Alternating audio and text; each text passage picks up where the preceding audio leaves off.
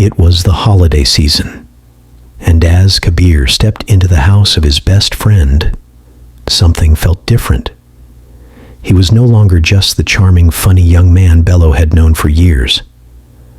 Mrs. Balaraba, Bello's mother, couldn't help but notice. Kabir had become someone she couldn't stop thinking about.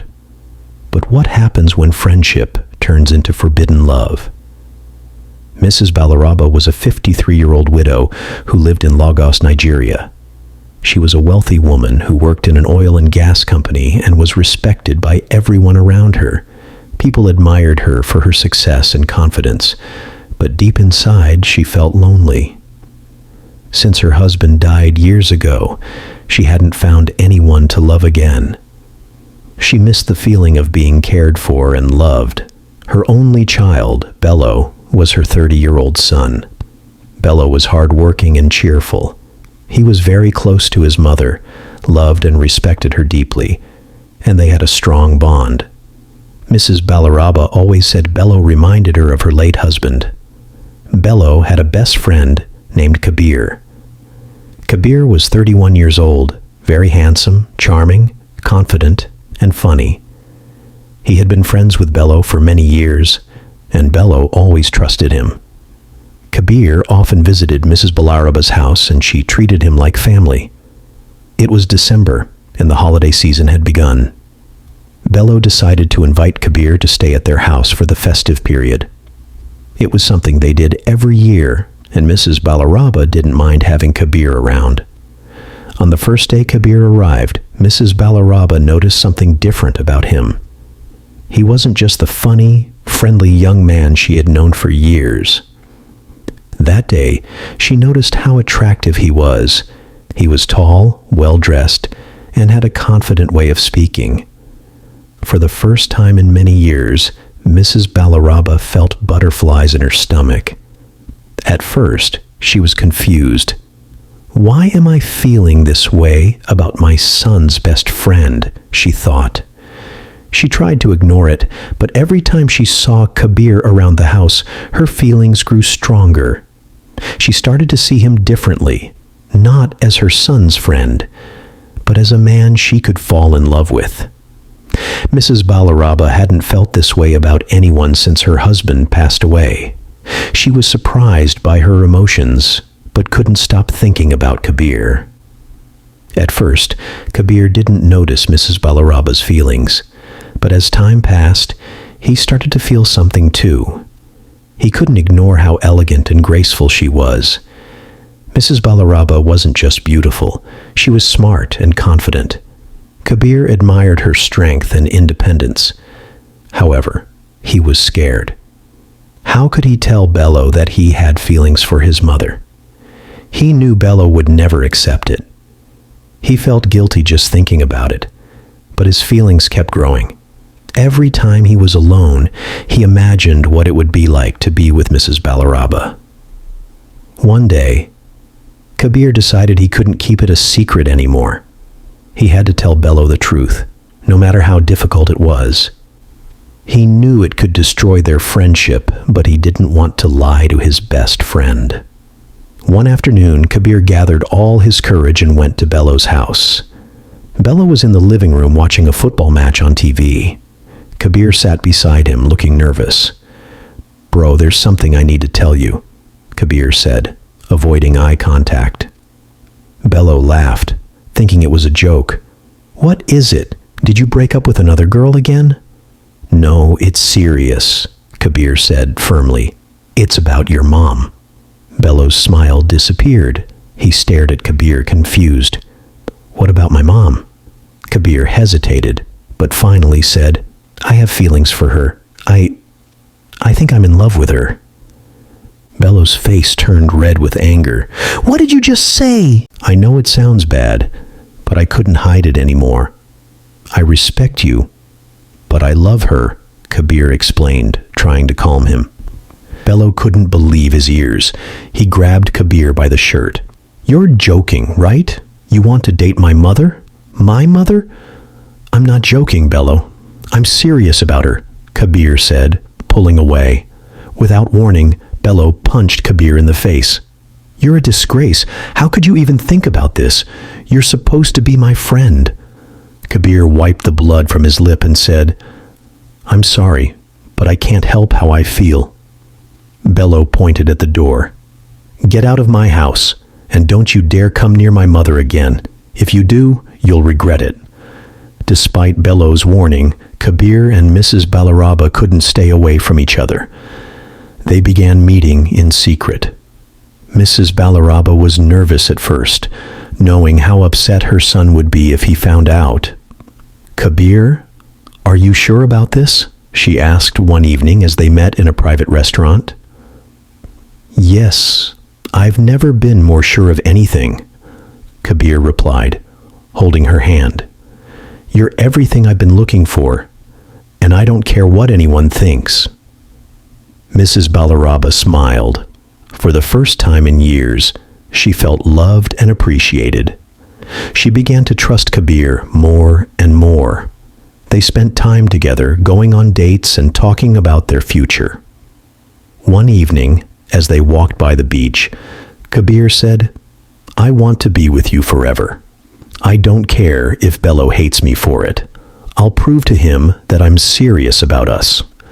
"I hope he understands one day," Mrs. Balaraba said, leaning on his shoulder. One night, Kabir arrived at Mrs. Balaraba's house with a bouquet of roses.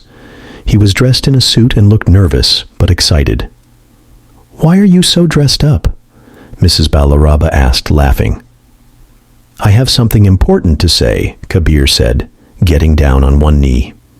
Mrs. Balaraba gasped, covering her mouth. "Kabir, what are you doing?" He pulled out a small box and opened it, revealing a diamond ring. "Balaraba, you've changed my life in so many ways.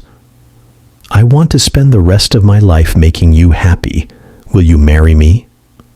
Tears filled Mrs. Balaraba's eyes. She nodded and said, "Yes, yes, I'll marry you." They hugged, and Kabir slipped the ring onto her finger, but the surprises weren't over. A few weeks later, Mrs. Balaraba held Kabir's hand and said, "There's something I need to tell you." "What is it?" Kabir asked, concerned. "I'm pregnant," she said softly. Kabir's eyes widened. "Pregnant? Are you sure?" "Yes, I took a test." "You're going to be a father," she said, smiling nervously. Kabir smiled and hugged her. "This is amazing news. We're going to be a family." The wedding day arrived. The venue was beautifully decorated. Kabir stood at the altar, looking confident, while Mrs. Balaraba prepared herself in the dressing room. Meanwhile, Bello sat in his car outside the venue, staring at the gun on the passenger seat. "I warned him. I warned both of them," he muttered. As the ceremony began, Bello slipped into the back of the hall unnoticed. When the officiant asked, "Does anyone object to this union?" Bello stood up and shouted, "I object." The hall fell silent. Everyone in the hall turned toward the voice. Gasps and whispers filled the air as Bello stepped forward, his eyes burning with anger. Mrs. Balaraba's heart pounded in her chest. She had expected her son to be upset, but she never thought he would come here, in front of everyone, to stop the wedding. Kabir took a deep breath and stepped in front of Mrs. Balaraba, shielding her. "Bello, please, let's talk about this." Bello ignored him and looked directly at his mother. "Mama, how could you do this to me? To my father's memory? You're marrying my best friend?" Tears welled in Mrs. Balaraba's eyes. "Bello, I love him.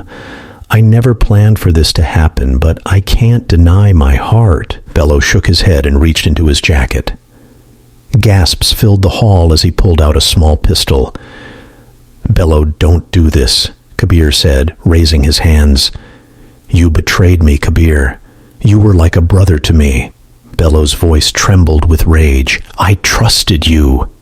The guests screamed and ducked under the chairs. The officiant ran out of the hall. Mrs. Balaraba stepped forward. "Bello, please, put the gun down. You're my son. I love you." Bello's hands shook, and tears streamed down his face. "I don't know if I can ever forgive you." Kabir took a step closer. "Bello, if you hate me, I understand. If you never want to see me again, I won't blame you. But don't let your anger destroy your life. You pull that trigger, and everything will change forever." For a long moment, Bello stood frozen, torn between love and pain.